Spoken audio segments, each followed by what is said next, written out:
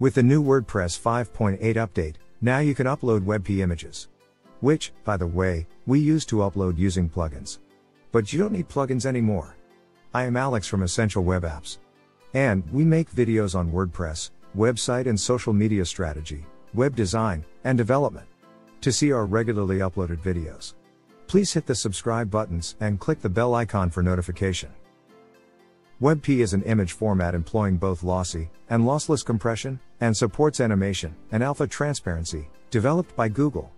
In short, it makes your website load faster. Until WordPress 5.7, to upload a WebP image you have to use some other plugin.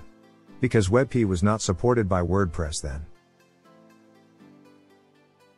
But with the latest update, now you can upload the image without any hassle.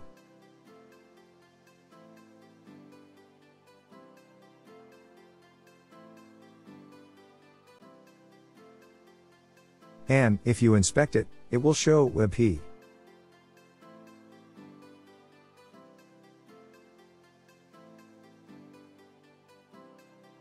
But there is a catch.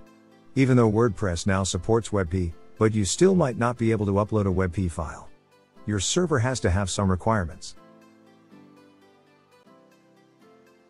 To know if your server is fit for the WebP format, you have to go to Tools, then Site Health.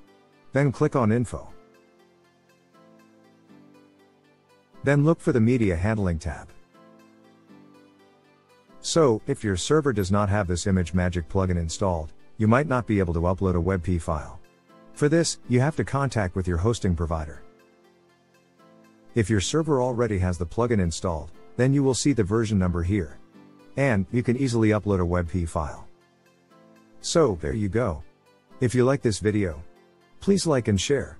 If you want to buy some very good quality premium WordPress themes for your business blogging, please see the description. And, I will see you in the next video.